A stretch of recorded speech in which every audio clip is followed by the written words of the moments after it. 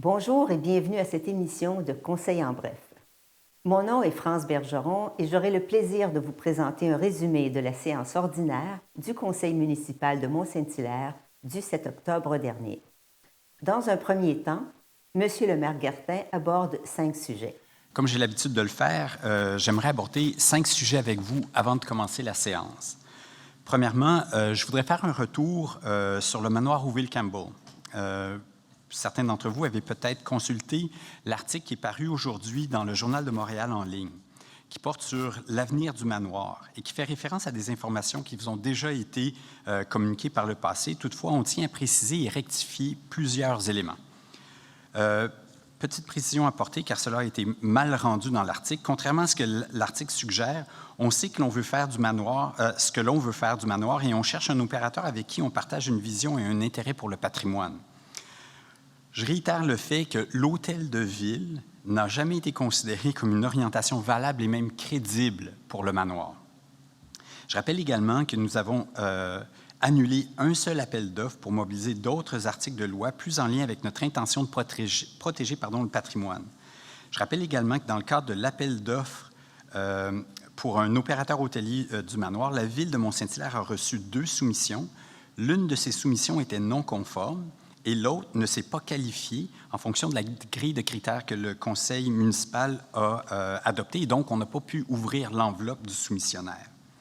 On y parle également d'estimation de revenus et de dépenses associées au manoir. Si cela vous intéresse, vous pouvez vous référer aux données qui sont disponibles depuis plus de 2 ans maintenant sur le site Internet de la Ville, à la page dédiée sur le manoir. Donc, vraiment, toutes les données financières y sont disponibles, et ce, depuis 2 ans.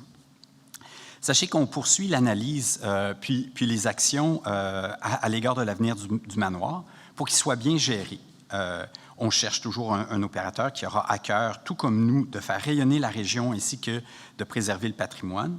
Puis, le patrimoine est une priorité pour la Ville, comme en témoigne notre politique sur le patrimoine et le plan d'action qui est associé. Mais je tiens à rappeler que dans les 2 dernières années, c'est plus de 1000 personnes qui ont fait la visite guidée du manoir durant l'hiver et le printemps grâce à notre partenaire Patrimoine Hilaire-Montet. On a tenu le marché de Noël. Il y a eu l'exposition Couple d'artistes en fin d'été avec la Fondation Jordi Bonnet. Il y a eu de nombreux tournages. Donc, on s'ennuie guère au manoir. D'accord? Deuxièmement, je tiens à revenir sur les événements du 30 septembre, Journée de la vérité et de la réconciliation. On était heureux de pouvoir lever un drapeau lors de cette journée qui nous a été offert par le Conseil de la Nation Abénaquis d'Odanak. On a des rencontres et des échanges positifs avec la nation autochtone pour développer des projets d'affirmation territoriale, culturelle et environnementale sur le territoire, puisque la Ville de Mont-Saint-Hilaire est érigée en territoire non cédé par la nation Abénaquis. On a également rencontré la Maison autochtone la semaine dernière. Donc, certains d'entre vous avaient peut-être lu le fait que les relations étaient tendues avec la Ville en ce qui a trait à la gestion de l'organisme, mais on demeure positif. En fait, on a eu une rencontre avec le conseil d'administration la semaine dernière, puis on croit sincèrement que ça va permettre d'aboutir à une bonne entente. De la même façon qu'on collabore avec plus de 80 organismes sur le territoire qui répondent par une reddition de comptes à notre politique de soutien financier aux organismes, bien, on vous invite à consulter cette politique-là, auquel on assujettit tous les organismes, notamment la Maison autochtone. Troisièmement, le Salon d'automne le Musée des Beaux-Arts a tenu son Salon d'automne, qui est un concours exposition, la fin de semaine dernière. Et le thème cette année était inspiré par les conflits armés qui sévissent dans le monde. Et le titre, c'était « Le grand salon des espoirs pacifistes ». Donc, je vous invite à aller voir ces œuvres jusqu'au 17 novembre prochain et de voir les récipiendaires de prix, notamment 2 prix qui ont été offerts par la Ville de Mont-Saint-Hilaire, et de voter pour votre coup de cœur, parce que, dans le fond, le coup de cœur du public se verra aussi décerner une mention. Donc, c'est un rendez-vous culturel à mettre à votre agenda. Mais, tout comme le thème Salon Espoir pacifiste, bien, on se doit, comme membre du Conseil, de souligner qu'aujourd'hui, on est le 7 octobre 2024, puis que ça fait déjà 1 an que le triste conflit qui s'abat sur le Moyen-Orient a cours. Le Conseil souhaite rappeler qu'on privilégie le dialogue et la diplomatie au conflit armé et que l'on souhaite à tous de vivre dans la paix. Quatrièmement, on a procédé la semaine dernière à l'inauguration officielle du panneau historique et de référence du Muret Saint-Charles. Ça a été une belle occasion de rappeler que la Ville s'investit dans son patrimoine et met en action son plan d'action et sa politique. Ce soir, je vous annonce en primeur qu'on va adopter un règlement pour la mise en œuvre du programme de Rénovation Québec et qu'il s'agit d'une aide financière qui permettra de pérenniser le cadre bâti dans le vieux village et de stimuler la rénovation, notamment d'immeubles d'intérêt patrimonial. Vous aurez jusqu'au 15 décembre prochain pour notamment déposer vos demandes. On poursuit également l'appui financier aux propriétaires de maisons lézardées. Donc, l'information est disponible sous peu sur le site Internet de la Ville. Puis, on adopte également un règlement, dans le fond, qui va permettre à la Ville d'être mieux outillée en matière de contrôle sur les bâtiments patrimoniaux et d'inciter les propriétaires à faire un entretien de base de ces bâtiments-là. Donc, tout ça est au menu de l'ordre du jour de ce soir. Finalement, on poursuit nos engagements par rapport à la mise en œuvre de notre plan climat. Alors, ce soir, on appuie la demande d'aide financière de la MRC au programme Accélérer la transition climatique locale. Ce programme permettra d'engager nos partenaires municipaux dans l'essentielle transition climatique et va nous permettre, à Mont-Saint-Hilaire, d'obtenir des moyens financiers pour la mise en œuvre de notre plan climat. On appuie également la CMM en vue de l'obtention du statut de paysage humanisé des collines montérégiennes. Un paysage humanisé est une aire protégée qui vise la conservation de la biodiversité, mais également celle des paysages et des valeurs culturelles bénéfiques à cette biodiversité.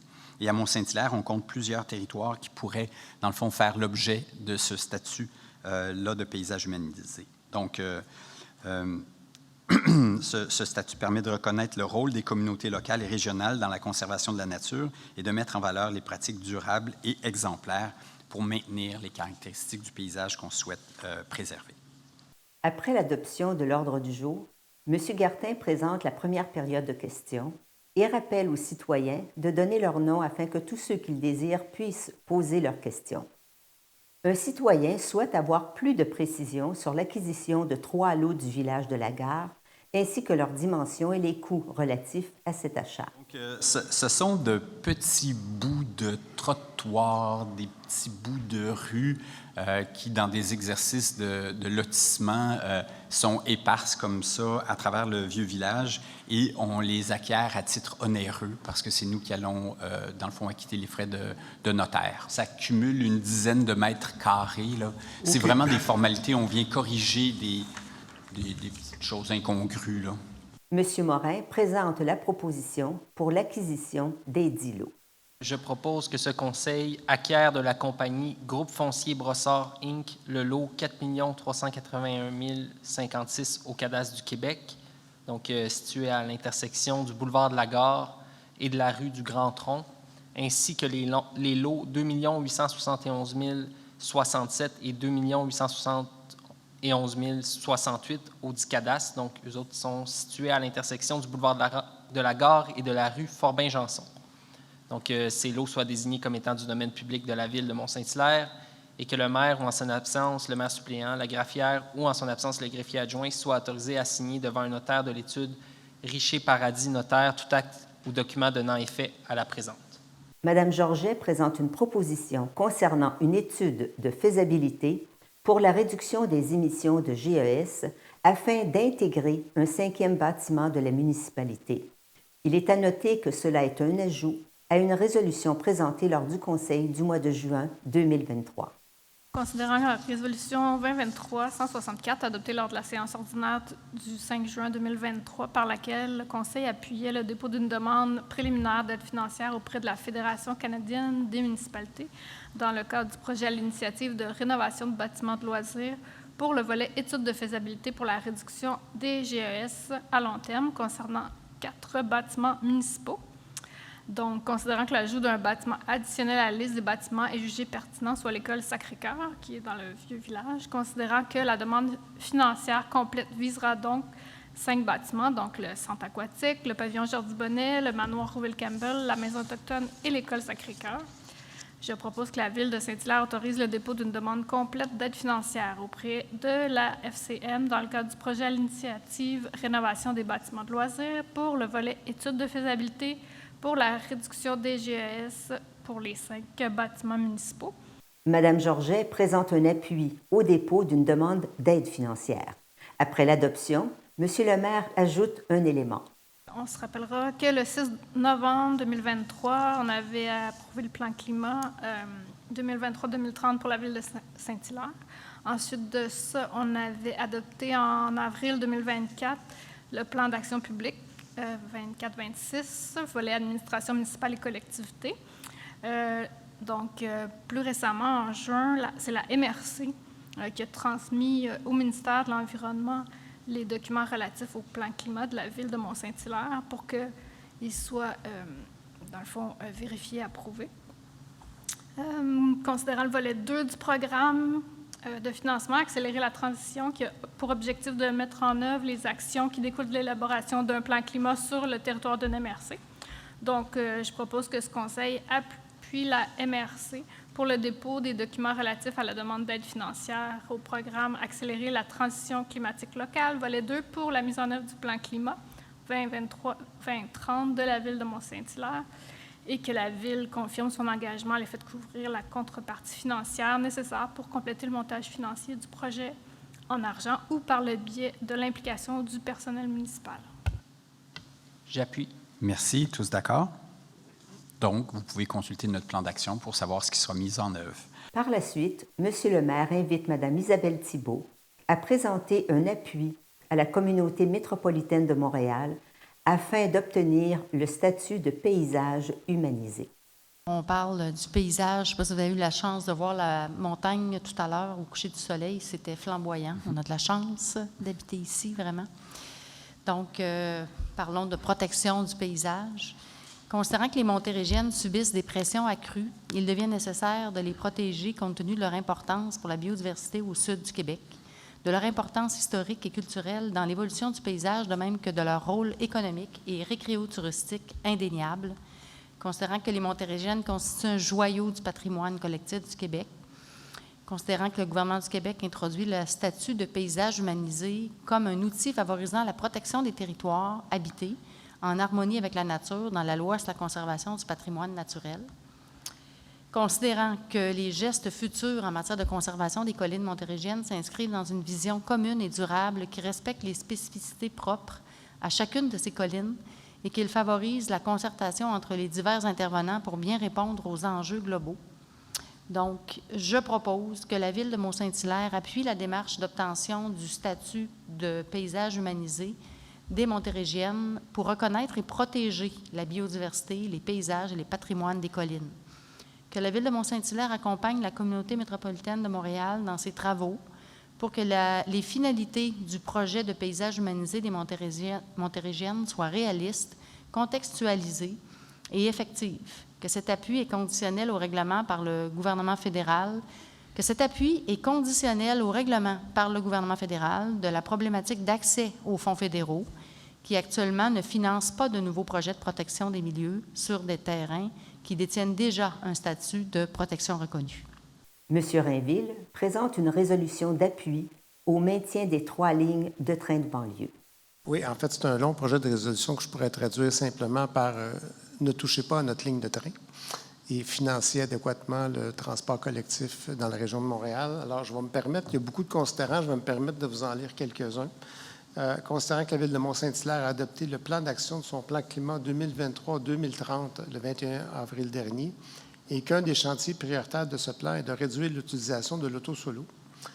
Considérant que le transport en commun métropolitain fait face à des problèmes de financement chronique, qui se sont d'ailleurs accentués depuis la pandémie, bien sûr, considérant qu'il est démontré qu'au-delà d'un certain niveau, l'augmentation des tarifs a un effet dissuasif sur les usagers du transport en commun, considérant qu'une part importante du déficit provient de décisions gouvernementales, entre autres à l'égard de la structure institutionnelle, du mode de financement et du modèle d'affaires du REM, considérant que le train est le seul lien direct en transport collectif vers le centre-ville sur notre territoire, puisque les lignes d'autobus, mis à part celles qui se rendent au terminus Longueuil, doivent obligatoirement se rabattre au terminus de l'antenne sud du REM à Brossard.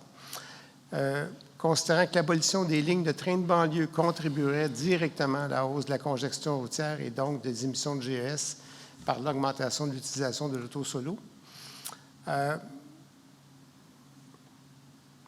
Oui, effectivement, considérant que le train de Mont-Saint-Hilaire n'offre actuellement que 7 allers-retours par jour en semaine et aucun service la fin de semaine, ce qui serait bien utile pour les gens qui veulent se déplacer vers la ville le week-end.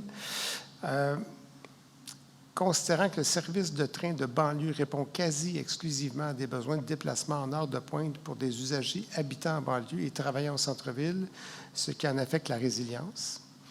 Considérant que plusieurs usagers du transport collectif apprécient le type de confort et de stabilité qu'offre le train.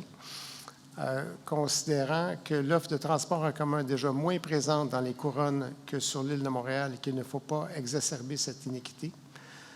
Donc, oui, et chose importante, considérant que le gouvernement du Québec versera seulement une somme de 200 millions pour combler le manque à gagner estimé à 561 millions du cadre financier du transport en commun métropolitain seulement pour 2025. Donc, ça ne prévoit pas un remboursement du déficit pour 2026. En conséquence, je propose de demander à l'ARTM de conserver les lignes de train de banlieue de Mont-Saint-Hilaire, Candiac et Mascouche, de demander à l'ARTM de développer un plan d'action pour rehausser l'achalandage des trains de banlieue, par exemple, en adaptant le service pour répondre à une plus grande diversité d'usagers, étudiants, retraités, etc., et de types de déplacement, et en partenariat avec les municipalités et leurs instances régionales et métropolitaines. De demander à l'ARTM d'élaborer en partenariat avec les municipalités et leurs instances régionales et métropolitaines une stratégie pour bonifier le service de train de banlieue de manière à en faire un service de transport collectif réellement structurant. De demander à la ministre des Transports et de la Mobilité durable du Québec, Mme Geneviève Guilbeault, d'accélérer les discussions avec l'ARTM et la CMM afin de convenir d'un cadre financier du transport collectif métropolitain pour les années 2026 et suivantes, qui permettra d'assurer un financement suffisant, stable et récurrent du transport en commun métropolitain, qui prévoira un financement d'au moins 75 du déficit résiduel par le gouvernement du Québec et qui permettra une bonification de l'ensemble des services de transport collectif offerts dans les couronnes du Grand Montréal, autobus, trains de banlieue, etc., à la hauteur du défi climatique. Enfin, de transmettre une copie de cette résolution au premier ministre du Québec, M. François Legault, député de Bordua, M. Simon Jolin Barrette, à la ministre responsable de la Montérégie, Mme Suzanne Roy, au Conseil de la communauté métropolitaine de Montréal, au Conseil de la TPE-CS, à la présidente du conseil d'administration de l'ARTM, Mme Ginette Sylvain, et à la présidente du conseil d'administration d'EXO, Mme Josée Bérubé. Mme Thibault fait la lecture d'une résolution concernant une demande au ministère des Transports relative à la réduction de la vitesse sur le boulevard Laurier. Le boulevard Laurier, on entend beaucoup des préoccupations sur la sécurité. Et puis, on croit que la réduction de la vitesse est nécessaire sur le boulevard Laurier, le tronçon où la vitesse est à 70 km/h. Donc, je vais lire au complet les considérants que je considère importants. C'est un message important pour nous, pour le gouvernement du Québec. Donc, je prends le temps de lire. Alors, considérant les résolutions 2018-332 et 2023-165 adoptées par le Conseil lors des séances ordinaires tenues respectivement les 4 septembre 2018 et 5 juin 2023 et soumises pour le même sujet, soit la réduction de la limite de vitesse sur le boulevard Sir-Wilfrid-Laurier, donc la route 116, entre la rue du Massif et la Grande Allée. Considérant que le boulevard Sir-Wilfrid-Laurier est sous la juridiction du ministère des Transports et de la Mobilité durable, donc le MTMD, considérant que la limite de vitesse actuelle sur le tronçon du boulevard en question, entre les rues du Massif et la Grande Allée, est fixée à 70 km/h par le MTMD, considérant que le Conseil souhaite prolonger la zone de 50 km/h existante et réduire cette limite de vitesse jusqu'à la Grande Allée, en marquant ainsi la limite du périmètre urbain. Considérant que plusieurs projets de développement et de redéveloppement réalisés, en cours de réalisation ou annoncés entraîneront une hausse significative du nombre de logements dans le corridor de transport du boulevard Sir-Wilfrid-Laurier, considérant que la concrétisation de ces projets entraînera à court et à moyen terme une augmentation significative de la circulation et des déplacements en général sur ce tronçon du boulevard Sir-Wilfrid-Laurier, considérant qu'une résidence de personnes âgées, une épicerie, un centre de la petite enfance, des restaurants et des commerces de proximité existent déjà sur ce tronçon de la route 116, considérant que le MTMD accepte d'abaisser la limite de vitesse, à condition que la Ville s'engage à implanter des mesures temporaires visant à assurer la sécurité du transport actif et à favoriser la réduction de la vitesse.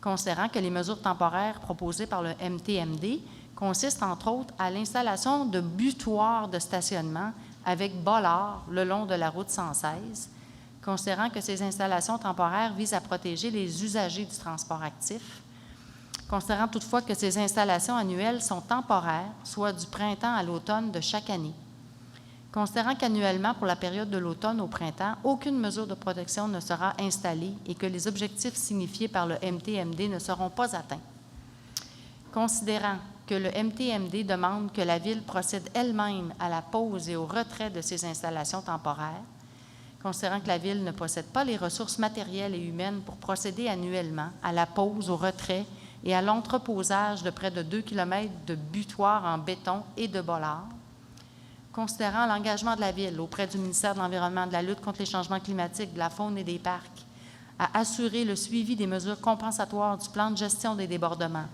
et la démonstration d'efforts continus de la Ville à assurer l'atteinte des objectifs, considérant l'engagement de la Ville à respecter les objectifs de son plan climat, incluant la réduction des GES associés aux activités de transport et la promotion du transport actif, considérant qu'actuellement la Ville profite de la réalisation du projet d'intégration des voies réservées mené par EXO pour effectuer la mise aux normes des infrastructures de mobilité active du boulevard Sir-Wilfrid-Laurier entre le pont Jordi-Bonnet et la rue du Massif en collaboration avec le ministère des Transports, considérant que la Ville réitère son engagement formel à continuer l'urbanisation du boulevard Sir-Wilfrid-Laurier, entre autres en contribuant financièrement à hauteur de 600 000 $ dans sa participation à l'étude d'opportunité du MTMD sur la route 116 entre la rue du Massif et la municipalité de Sainte-Marie-Madeleine, ainsi qu'à sa volonté d'implanter des mesures permanentes pour délimiter le tracé de la route qui assureront une sécurité du transport actif plutôt que des mesures temporaires qui intégreront une organisation structurée des accès commerciaux et une interdiction de stationnement aux abords de la route 116. Considérant que la Ville ne souhaite pas de mesures temporaires pendant la période de l'étude d'opportunité à être réalisée par le MTMD, mais favorise des mesures permanentes de sécurité, considérant la volonté conjointe de la Ville de Mont-Saint-Hilaire et de la MRC de la vallée du Richelieu de développer un réseau cyclable régional sécuritaire reliant la Ville de Saint-Hyacinthe et les municipalités environnantes situées le long de la route 116, considérant les développements urbains, commerciaux et résidentiels, les besoins et habitudes de mobilité de la population du secteur qui évolue et que malgré l'absence d'aménagement défini et de signalisation appropriée, l'achalandage et la présence de déplacements actifs en continu et grandissant sur le tronçon visé. Alors, je propose que ce Conseil dépose une demande auprès du ministère des Transports et de la Mobilité durable du Québec afin de prolonger la zone de 50 km/h entre la rue du Massif et la Grande Allée afin d'améliorer la sécurité des usagers et de faciliter les déplacements. Que ce Conseil avise le MTMD que la Ville ne procédera pas à l'implantation de mesures temporaires saisonnières proposées qui n'assureraient l'atteinte des objectifs soulevés par le MTMD que pour 6 mois par année et sans observation et considération pour le reste de l'année. Que ce Conseil confirme sa position avec son investissement important à l'étude d'opportunité sur la route 116 et démontre clairement son intention à implanter des mesures permanentes à terme qui délimiteront le tracé de la route et qui assureront une sécurité du transport actif. Que ce Conseil demande au MTMD, avec la collaboration de la Ville, d'implanter immédiatement l'affichage approprié et conforme à du stationnement interdit aux abords de la route 116. Que ce Conseil demande au MTMD de donner suite aux demandes continuelles des citoyens de la Ville de Mont-Saint-Hilaire de réduire la zone visée à une limite de 50 km/h et de voir à implanter des mesures permanentes afin de délimiter le tracé de la route qui assureront une sécurité du transport actif sur le boulevard Sir-Wilfrid-Laurier. Que ce Conseil informe la ministre responsable du dit ministère de la nécessité de réviser la dernière décision du MTMD. Que la présente résolution soit transmise à M. Joëlin Barrette, député de Borduas. Une question en ligne porte sur la réouverture de la piscine municipale. Il y a eu plusieurs publications à cet égard-là dans notre infolette, dans le régional, sur notre page Facebook. Donc, je vous rappelle les grandes lignes. Donc, en fait, l'imperfection à la structure a été trouvée. Donc, le toit s'affaissait. Le moyen de rectifier la chose a été trouvé. Tous les ingénieurs, les professionnels s'entendent sur la chose en ce moment. Les matériaux sont en voie d'être commandés et reçus. Les travaux vont s'échelonner sur une bonne partie de l'automne. On est confiant qu'en décembre, le bassin va pouvoir réouvrir et la programmation normale devrait être offerte dès le début de l'année 2025. Je vous prie de rester à l'affût, de consulter notre site Internet, de communiquer avec le Centre local d'information, le CLIC, pour être ajouté sur les listes d'envoi, puis de rester à l'affût s'il venait qu'il y avoir des modifications. Et dans ce cas-ci, bien, on souhaite que ce soit des modifications qui permettent peut-être d'avoir accès au bassin plus rapidement que l'échéancier que je viens de vous relater. La levée de la séance du Conseil est à 21h10. Comme il n'est pas toujours facile de résumer en 28 minutes un conseil de ville d'une durée de 1h42 minutes, nous vous offrons la possibilité de visionner l'intégralité du conseil de ville du 7 octobre dernier. Pour ce faire, vous pouvez vous rendre à l'adresse figurant au bas de l'écran. Au plaisir de vous revoir le mois prochain.